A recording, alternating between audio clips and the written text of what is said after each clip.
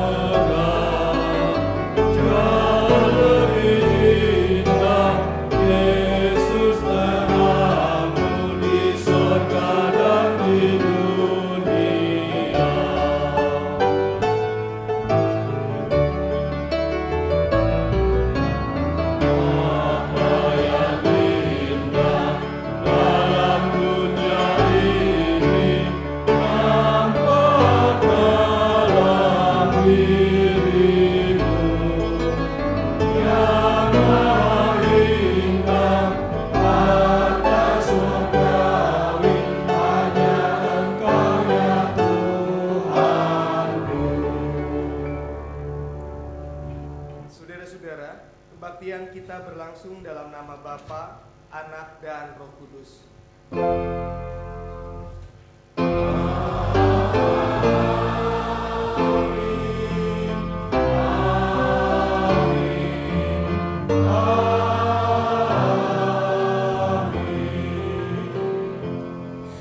Kasih karunia dan damai sejahtera dari Allah Bapa kita dan dari Tuhan Yesus Kristus menyertai saudara sekalian. Dan menyertai saudara juga. Saudara-saudara yang Tuhan kasihi, tema kebaktian kita pada pagi ini adalah kreatif mengelola alam. Kenapa kita harus kreatif? Karena ketika Tuhan menciptakan setiap kita, saya dan saudara-saudara, Tuhan memberi perintah kepada kita seperti ini. Tuhan Allah mengambil manusia itu dan menempatkannya dalam Taman Eden untuk mengusahakan dan memelihara taman itu. Kita sudah diberikan mandat atau kepercayaan untuk mengelola dan memelihara alam. Oleh karena itu kita perlu secara kreatif mengelola alam untuk kebaikan kita dan untuk kebaikan alam juga. Kita sambut kata pembuka tadi dengan menyanyikan Fajar Menyinsin.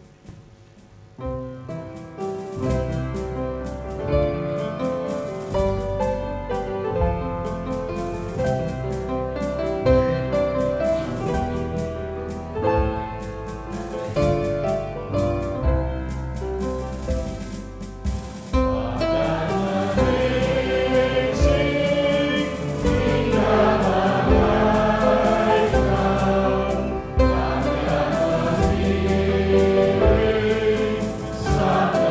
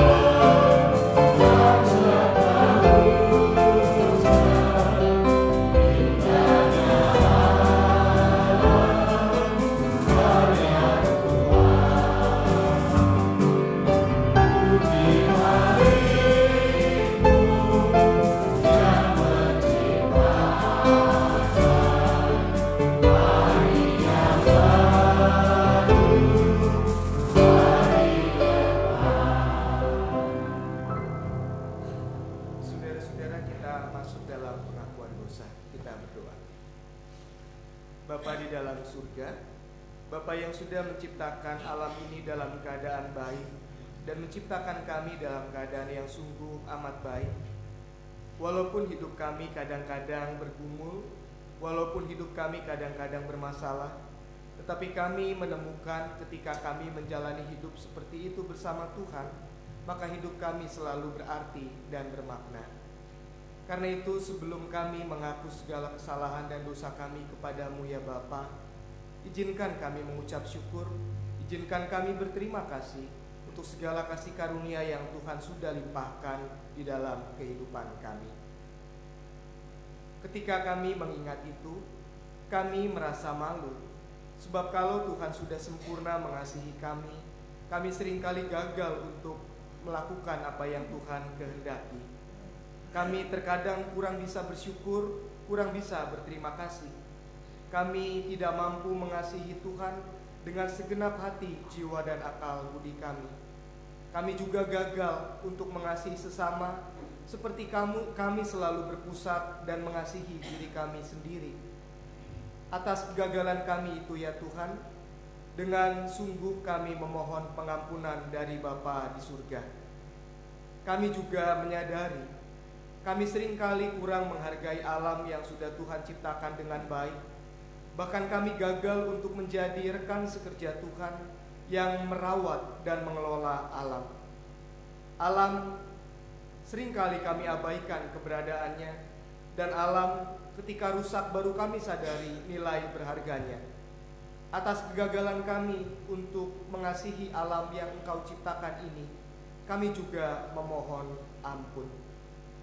Di dalam kasih dan rahmat-Mu, kami meyakini Tuhan bukan saja mengampuni kami, tetapi juga memberikan kami kemampuan untuk memperbaharui diri. Di dalam nama Tuhan kami Yesus Kristus, kami menyesal dan memohon anugerah Tuhan. Amin.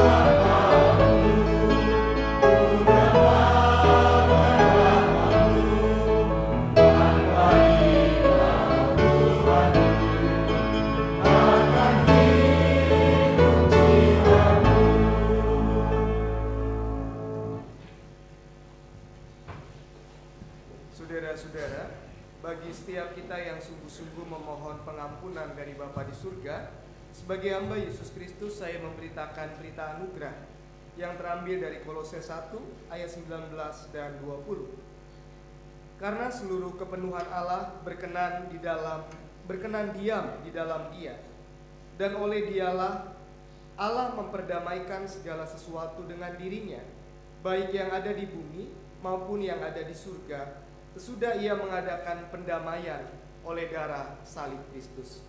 Demikianlah berita anugerah dari Tuhan.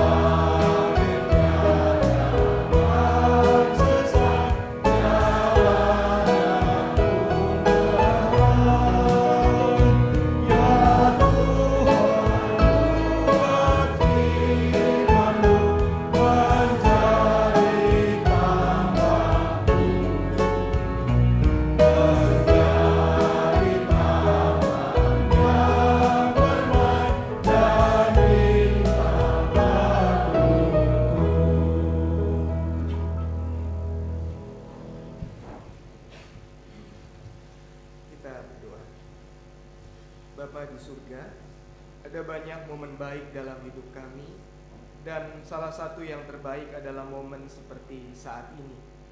Sebab dalam momen seperti ini kami disadarkan kembali betapapun kami seringkali melanggar perintah Tuhan, kami tidak bisa mentaati kehendak Tuhan, tetapi Tuhan tetap baik dan mau menerima serta mengampuni kami kembali. Sukacita kami semakin berlimpah, sebab kami yang sudah diampuni oleh Bapa diberikan juga kesempatan untuk mendengarkan firman-Mu. Karena itu, kami mau melihat pemberitaan firman Tuhan yang diberitakan sebentar lagi sebagai kepercayaan dari Tuhan, sehingga ketika kami pulang dari tempat ini, kami bisa hidup baru, hidup sesuai dengan kehendak-Mu. Berfirmanlah kepada kami, kuasailah setiap kami, agar kami diberikan kemampuan menikmati keindahan dan kebenaran firman Tuhan.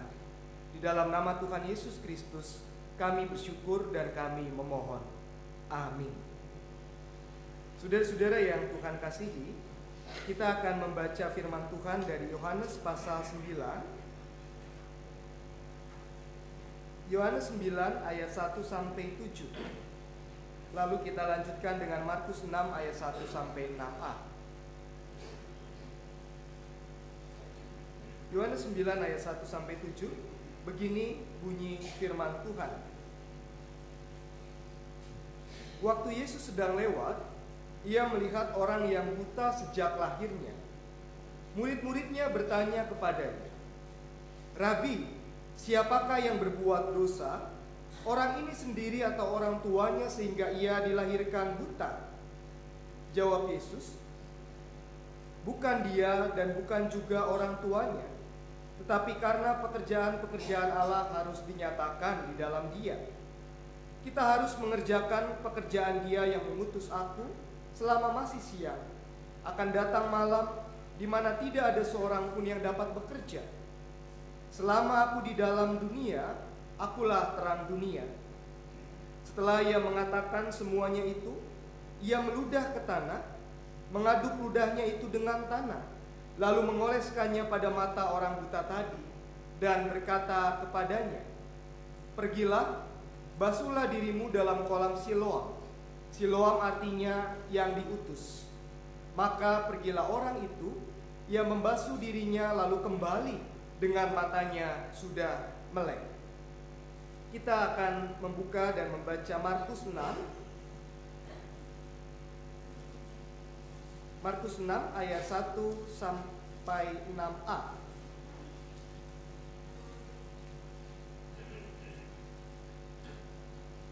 Saya akan bacakan buat kita semua. Kemudian Yesus berangkat dari situ dan tiba di tempat asalnya, sedang murid-muridnya mengikuti dia. Pada hari Sabat ia mulai mengajar di rumah ibadat, dan jemaat yang besar takjub ketika mendengar dia, dan mereka berkata, "Dari mana diperoleh semuanya itu? Hikmat apa pulakah yang diberikan kepadanya? Dan mukjizat-mukjizat yang demikian bagaimanakah dapat diadakan oleh tangannya? Bukankah ia ini tukang kayu, anak Maria, saudara Yakobus, Yoses, Yudas, dan Simon? Dan bukankah saudara-saudaranya yang perempuan ada bersama kita?" Lalu mereka kecewa dan menolak dia. Maka Yesus berkata kepada mereka, "Seorang nabi dihormati di mana-mana, kecuali di tempat asalnya sendiri, di antara kaum keluarganya dan di rumahnya. Ia tidak dapat mengadakan satu mukjizat pun di sana, kecuali menyembuhkan beberapa orang sakit dengan meletakkan tangannya atas mereka." Ia merasa heran atas ketidakpercayaan mereka. Demikian firman Tuhan. Kita yang berbahagia adalah kita yang mendengar dan memelihara firman-Nya hari lepas hari. Haleluya.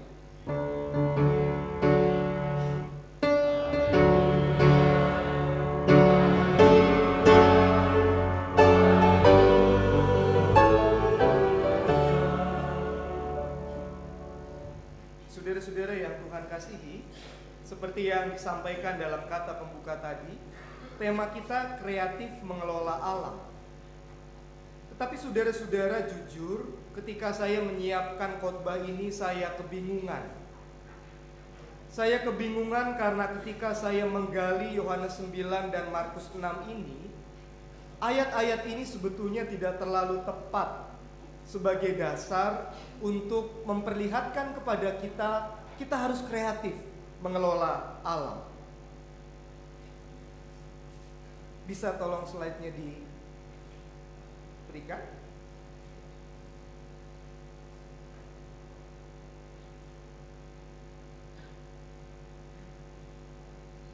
Oke.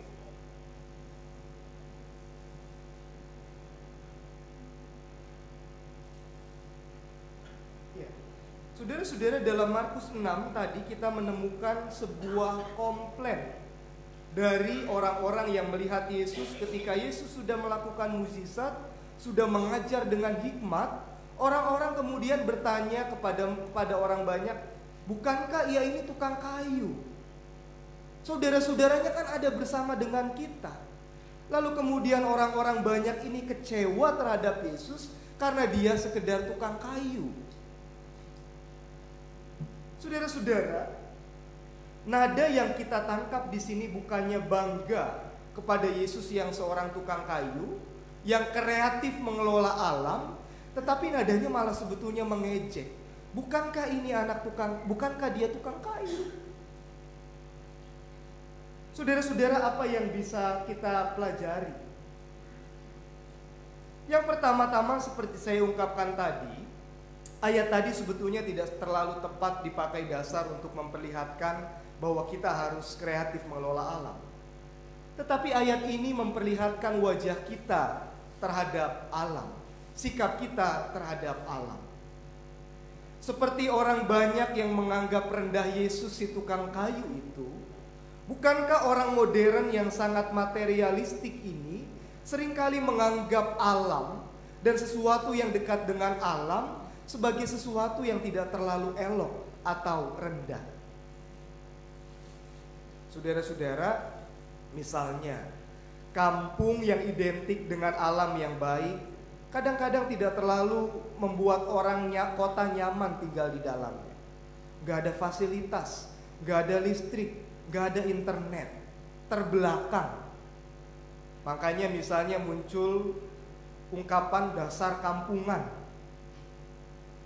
untuk menggambarkan alam atau sesuatu yang dekat dengan alam itu bukan sesuatu yang baik, bukan sesuatu yang elok, bukan sesuatu yang bisa membuat kita merasa bangga atau gengsi kita terangkat. Nah, itu sebabnya saudara-saudara, karena alam direndahkan, di satu sisi alam memang dikelola dengan kreatif. Saudara bisa mendapatkan apapun dari alam dan sangat kreatif dikelola, tetapi karena direndahkan, alam hanya dipakai untuk kepentingan manusia, sehingga alam itu menjadi rusak. Nanti kita akan lihat. Kalau saya memakai kitab Yohanes 9 tadi, alam ini menjadi buta.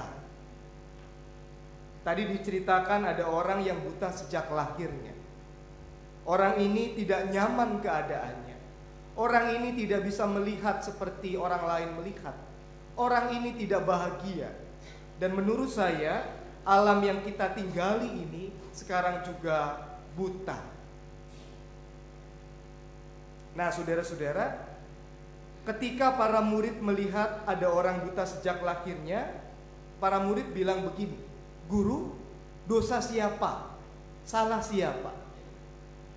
Yesus bilang, sudah, tidak usah pusingin, tidak usah pedulikan, tidak perlu menghabiskan energi bertanya siapa yang memiliki kesalahan. Yang penting pekerjaan-pekerjaan Allah harus dinyatakan di dalam orang buta ini.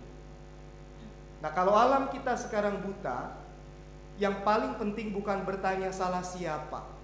Ini pemerintahnya nggak betul, nanam pohon 100 hektar, nebang 1000 hektar.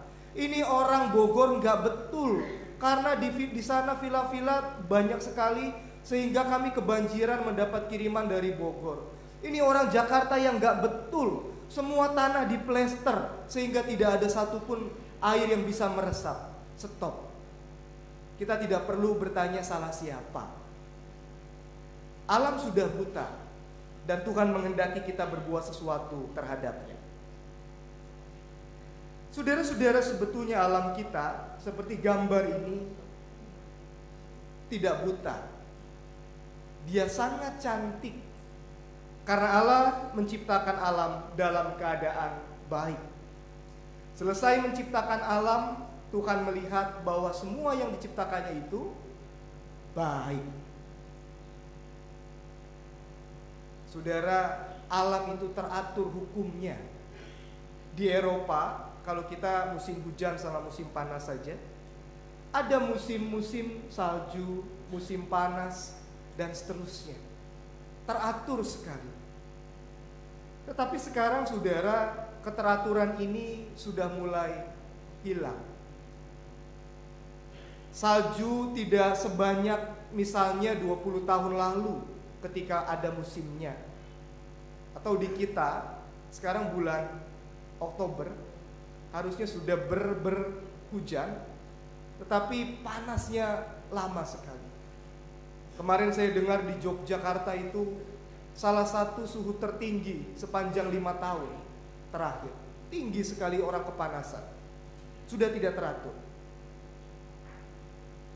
Siklusnya ajaib, tetapi sekarang karena misalnya tikus dimatiin di sawah, sekarang ular banyak.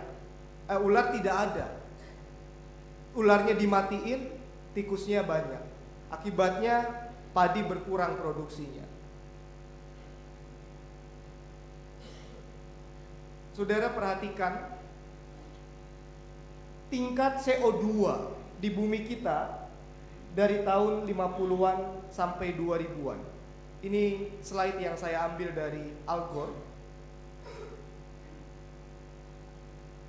Lingkaran yang mengitari bumi itu CO2 yang semakin besar levelnya.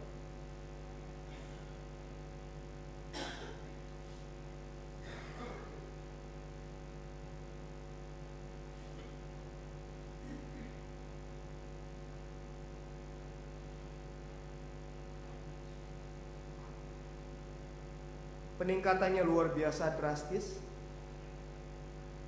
Dari tahun 80-an grafiknya cukup tinggi melonjaknya.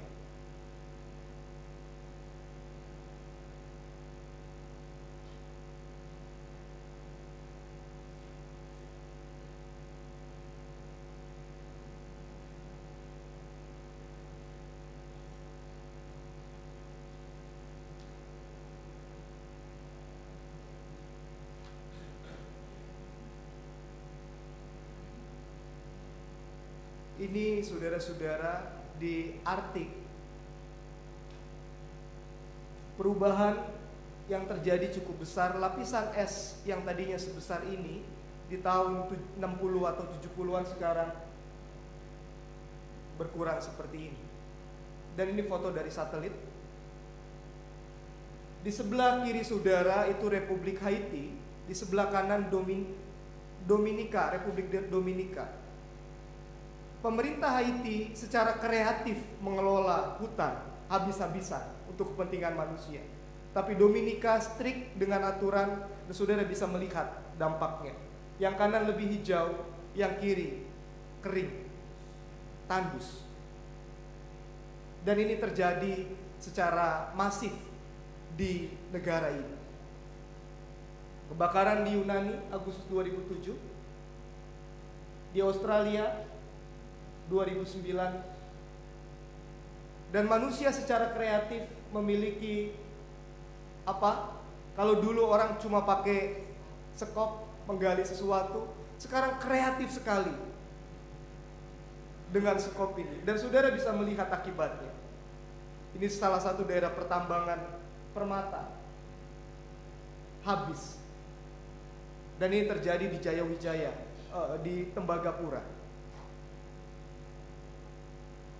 Swiss yang kebanjiran, kalau nggak ada orang bule mungkin kita pikir ini di Jakarta. Eropa juga banyak yang susah. Meksiko, Iowa tahun 2008 gedung setinggi itu tenggelam. Bangladesh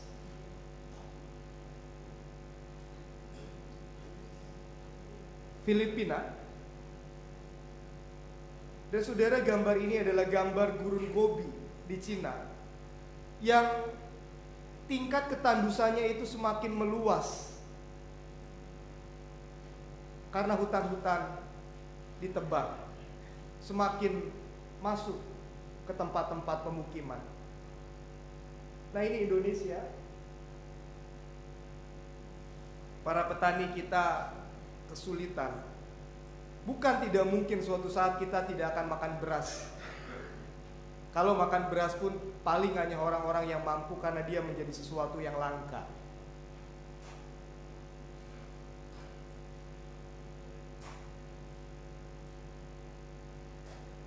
Ini gambar orang hutan yang mati ditembak. Dan ini tingkat air, ketinggian air di Jakarta. Ini kota-kota yang kita tahu, dan kemungkinan tahun 2025 seperti ini, tahun 2035, 2040, 2045,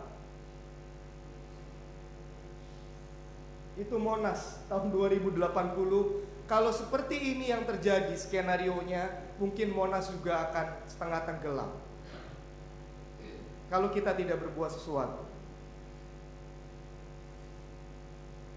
Nah, saudara-saudara, sebetulnya kalau kita taat terhadap perintah Tuhan untuk mengelola alam, untuk mengerjakan pekerjaan-pekerjaan Tuhan, maka sebetulnya alam tidak perlu buta.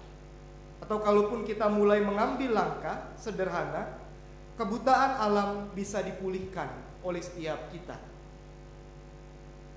Di dalam Kejadian 1 ayat 26 disebutkan bahwa kita diberikan kekuasaan untuk mengelola alam. Dan banyak sekali orang-orang menganggap yang menjadi sumber atau biang keladi kerusakan alam adalah orang Kristen. Kenapa?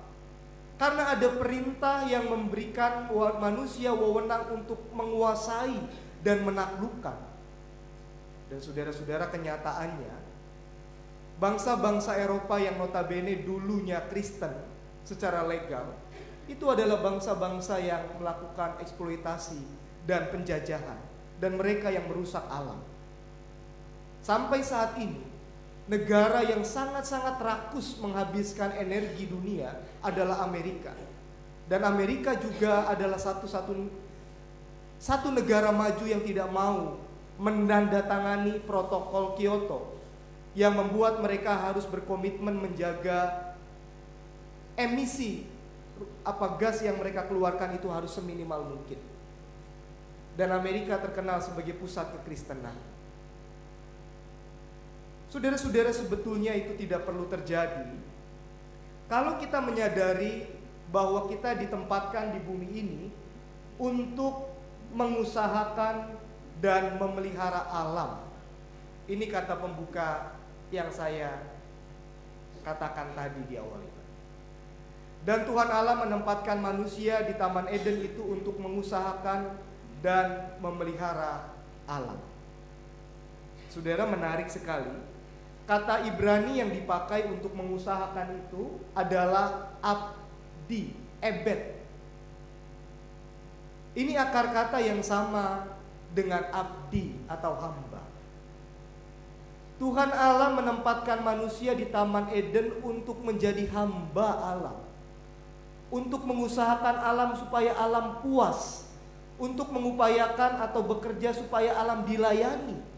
Itu artinya mengusahakan. Jadi sebetulnya terbalik kalau alam dipakai untuk melayani kepentingan kita, padahal di dalam penciptaan Allah menghendaki kita juga melayani alam. Dan memelihara itu ucapan berkat yang biasa saudara terima di akhir ibadah.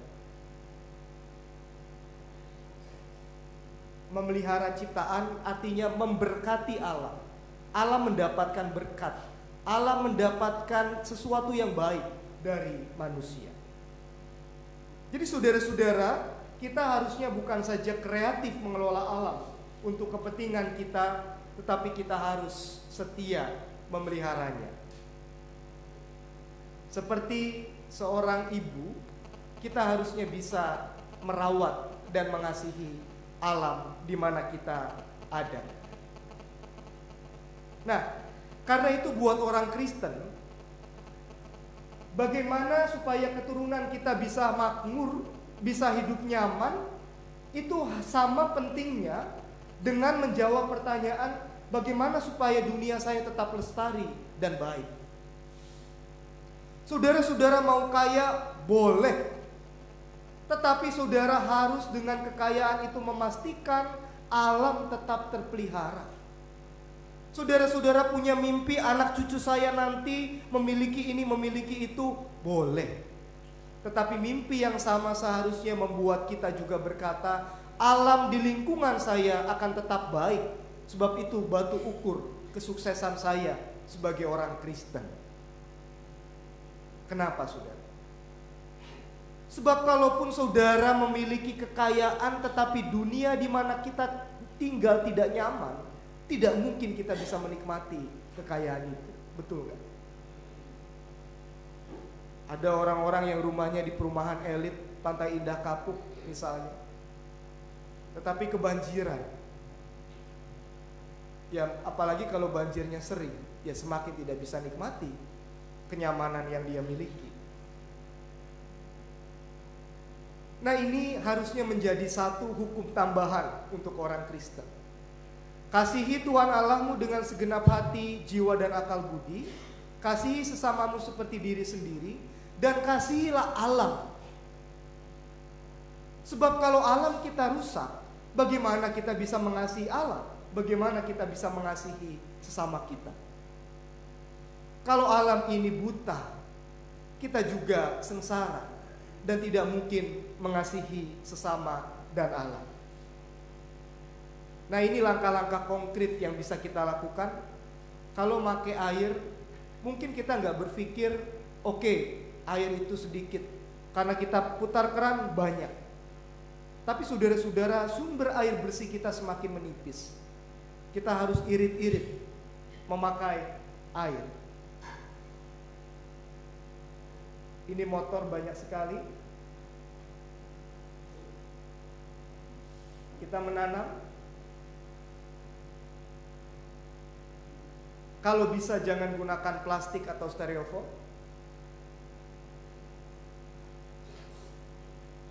Kalau mungkin jangan memakan buah-buah impor terlalu sering. Karena jejak karbon yang dihasilkan dari buah impor itu sangat besar.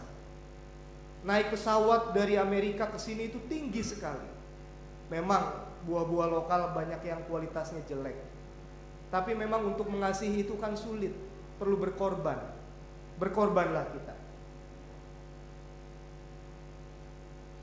Kalau mungkin naik public transport, syukur Pak Jokowi dan Ahok mau membangun MRT. Semoga kita masih ada ketika itu terjadi. Yang paling tinggi itu reduce, mengurangi. Jangan boros, makan secukupnya. Jangan rakus, miliki apa yang dibutuhkan saja. Tapi kalau orang-orang Cina katanya gak usah diajarin untuk irit. Nah, ini sampah-sampah yang betul-betul susah terurai. Gelas 1 juta tahun, karet ban tidak bisa diperkirakan, kaleng 100 tahun, dan seterusnya. Makanya kalau kita bisa kelola, ini baik. Kita memilah sampah karena bisa didaur ulang. Nah, ini yang kreatif. Kursi yang di dalamnya itu diisi kertas yang sudah di slice. Apa? Ya. Dan oke gitu ya. Friendly, eco-friendly, dan nyaman juga. Kalau boleh lampu-lampu kuning itu diganti, karena lebih irit listrik kita dan lebih ramah lingkungan juga. Matikan steker, karena kalau tidak digunakan itu dicolokkan tetap mengkonsumsi energi. Dan energi kita itu akan menghabiskan minyak bumi. Dan minyak bumi itu konsekuensinya alam dirusak ketika terus dieksploitasi. Ada yang kreatif memakai turbin, solar panel. Nah, saudara-saudara, kalau kita sebarkan semangat ini, kita melakukan ini, ibu-ibu, saudari-saudari melakukan ini, yang laki-laki melakukan ini, mereka semua melakukan ini, kita bisa berbuat sesuatu, memulihkan alam yang buta. Ketika orang buta ini disuruh Tuhan, pergilah, aku mengutus kamu ke kolam Siloam. Saya memaknai ini juga panggilan buat saya. Pergilah, kamu diutus memastikan alam yang buta ini lebih baik, bisa melihat lagi. Biarlah kita menyadari hal ini, supaya kita bisa menjadi duta-duta lingkungan hidup yang bisa mengasihi alam, karena itu adalah kehendak Allah. Amin.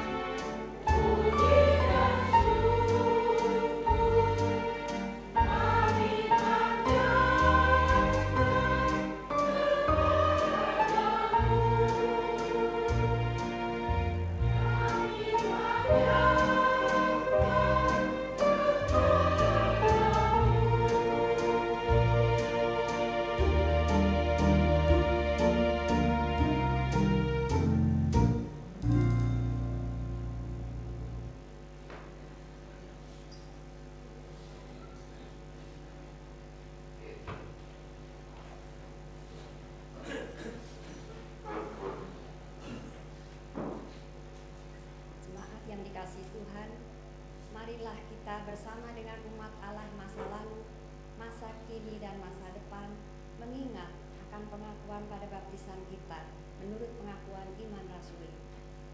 Aku percaya kepada Allah, Bapa yang Maha Kuasa, Khalik langit dan bumi, dan kepada Yesus Kristus, anaknya yang tunggal Tuhan kita, yang dikandung dari Roh Kudus, lahir dari anak Maria, yang berdasar salah di bawah pemerintahan Pontius Pilatus, disalibkan, mati dan dikuburkan, turun ke dalam kerajaan maut.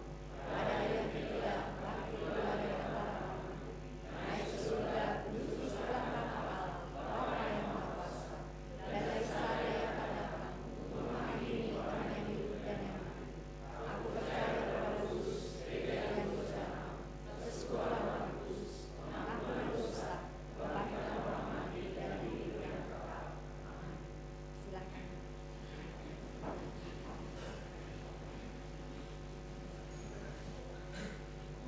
Mari saudara-saudara kita berdoa. Kembali kami menundukkan kepala dan mengarahkan hati kami kepadamu ya Bapa. Kami bersyukur untuk firman yang sudah Tuhan beritakan, yang mengutus dan memberikan kami kepercayaan untuk melakukan pekerjaan-pekerjaan Allah terhadap alam yang buta karena dirusak oleh manusia. Kami memohon, karuniakan kami kemampuan untuk berkorban, mengasihi alam yang sudah Tuhan ciptakan dalam keadaan baik. Kami bersyukur karena gereja mulai berbicara dan mencoba melakukan aksi nyata memulihkan alam yang rusak ini. Berkati upaya-upaya yang dilakukan, supaya upaya ini semakin besar, sehingga alam ciptaanmu tetap baik adanya. Kami datang kepadamu dengan penuh ungkapan syukur, sebab Engkau sudah berkarya di dalam kehidupan bangsa ini.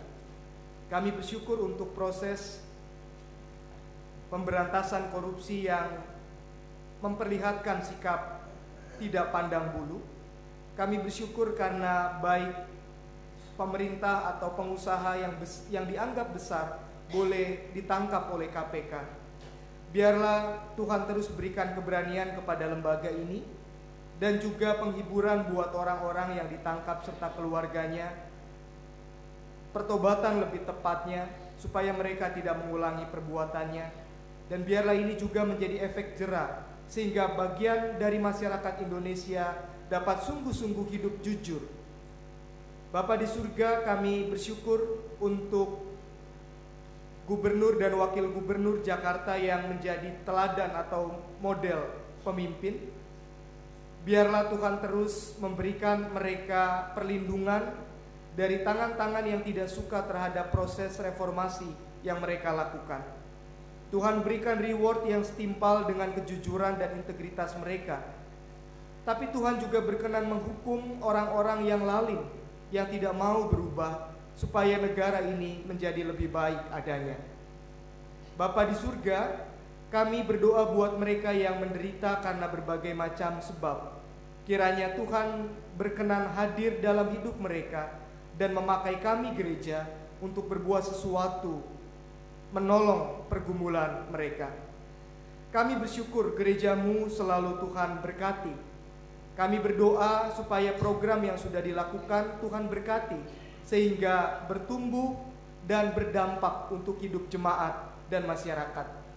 Berkati program-program gereja yang lain, secara khusus proses pencalonan penatua, supaya jemaat semua mempersiapkan diri untuk memilih para penatua, termasuk dipilih sebagai penatua, supaya mereka menyadari bahwa ini adalah panggilan yang tidak mudah tetapi mulia.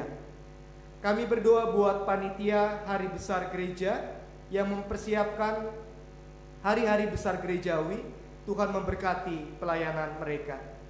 Kami berdoa supaya panitia bulan keluarga juga Tuhan berkati dan bisa mengakhiri pelayanannya di akhir bulan Oktober ini, dan pelayanan mereka mendatangkan berkat. Kami bersyukur Tuhan campur tangan di dalam bisnis, di dalam pekerjaan, di dalam studi, di dalam rumah tangga yang kami jalani. Terima kasih untuk jawaban-jawaban doa yang sudah Tuhan nyatakan, yang membuat kami semakin percaya kepada Tuhan, yang membuat kami semakin ingin menyenangkan hati Tuhan. Di antara kami masih ada yang memiliki harapan dan pergumulan. Seperti halnya Tuhan selalu hadir dalam hidup kami yang telah lalu. Di dalam pergumulan dan harapan yang kami miliki saat ini, tanpa ragu kami meyakini Engkau juga bekerja dan memberikan yang baik kepada kami semua. Hadirlah di tengah-tengah jemaat-Mu yang sakit dalam masa pemulihan, supaya Tuhan sendiri yang menjamah dan memberikan kekuatan serta kesembuhan. Hadirlah di tengah-tengah kehidupan orang tua kami yang sudah tua, yang mungkin merasa kesepian, yang memiliki kelemahan-kelemahan fisik. Kiranya Tuhan mau menjadi sahabat bagi mereka semua dan mengaruniakan sukacita di masa tua mereka. Hadirlah di tengah-tengah keluarga kami yang mungkin sedang berkonflik. Kiranya Tuhan mendamaikan, dan kami mau mengambil tanggung jawab untuk memulai perubahan. Dan kami yang pertama-tama berubah sehingga konflik berganti keharmonisan. Kami berdoa untuk harapan-harapan jemaat yang merindukan menantu atau pasangan hidup buat dirinya, yang merindukan keturunan, yang merindukan campur tangan Tuhan di dalam bisnis yang sedang tidak baik, di dalam studi dan pekerjaan. Biarlah di dalam itu semua kami bisa melihat kuasa Tuhan nyata, kuasa Tuhan bekerja, dan kami dikuatkan untuk terus berjalan dan melangkah bersama Tuhan. Terima kasih Tuhan. Keluhan kami yang belum sempat kami ucapkan, kami mau sampaikan kepada Bapa di surga, dan kami percaya Bapa di surga akan menjawab semuanya seturut dengan rencana-Mu yang baik dan indah adanya. Kalau kehendak Tuhan berbeda dengan keinginan kami, ajar kami mengerti kehendak Tuhan lebih baik daripada keinginan kami. Kalau kami harus menanti, jangan biarkan api pengharapan dalam diri kami padam, sebab kami tahu pengharapan kepada Tuhan tidak pernah sia-sia. Pengharapan kepada Tuhan tidak akan pernah mengecewakan. Kami berdoa dan berserah di dalam nama Tuhan kami Yesus Kristus, Tuhan dan Juru Selamat kami yang hidup. Amin.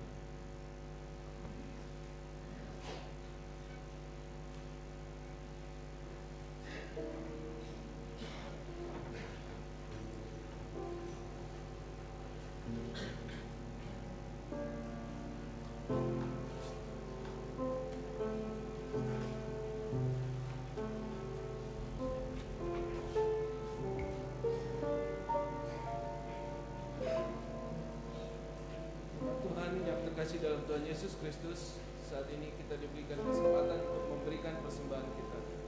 Dan sebagai persembahan terambil dari 2 Korintus 9 ayatnya yang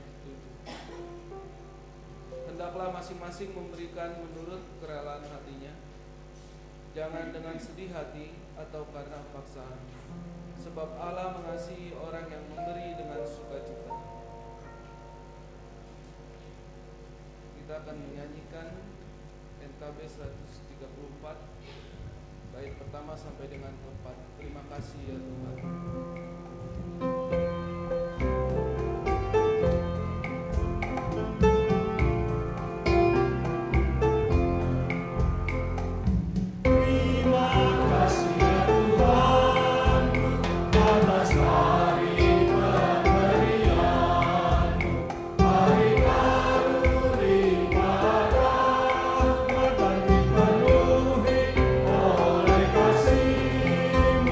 Kau curah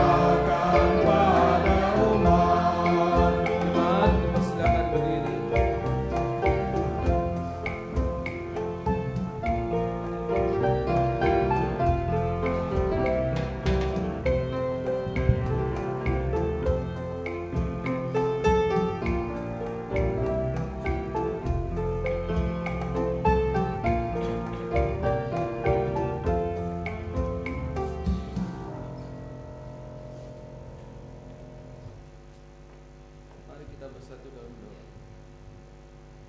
Tuhan Allah Bapa kami yang ada di dalam surga, kami datang hadirat-Mu Tuhan.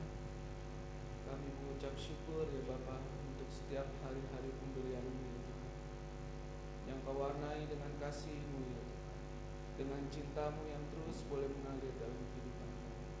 Terima kasih ya Tuhan untuk segala kesempatan yang boleh Kau berikan, untuk kesempatan belajar mengenai kasih-Mu ya Tuhan, mengenal akan cinta Tuhan terus di dalam kehidupan kami, dan kesempatan juga Kau berikan kepada kami saat ini ya Tuhan, untuk memberikan persembahan kami yang terbaik ya Tuhan. Biarlah sekiranya Tuhan yang berkenan untuk menguduskan dan melayakan persembahan ini ya Bapa. Biarlah persembahan ini boleh berguna untuk kemuliaan nama-Mu saja ya Tuhan. Dan juga sekiranya Kau juga boleh memimpin dan menyertai setiap kami yang dipercayakan untuk mengelolakan persembahan-Mu ini ya Tuhan. Biarlah setiap juga badan pelayanan yang ada ya Tuhan, boleh semuanya menggunakan dan memanfaatkannya dengan tak penuh tanggung jawab dan takut akan Tuhan. Bapa di surga juga sekiranya biarlah persembahan ini juga ya Tuhan boleh berguna bagi sesama kami dan masyarakat sekitar kami ya Tuhan. Juga untuk semua berguna juga untuk segala pelayanan kesaksian yang boleh Tuhan percayakan kepada kami. Terima kasih ya Bapa. Inilah segala puji hormat kami kepada-Mu ya Tuhan, dengan segala ucapan syukur. Amin.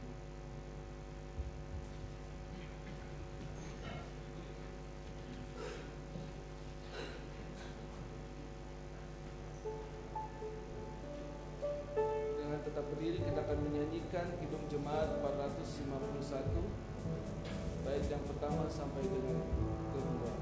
Bila Yesus di tengah keluarga.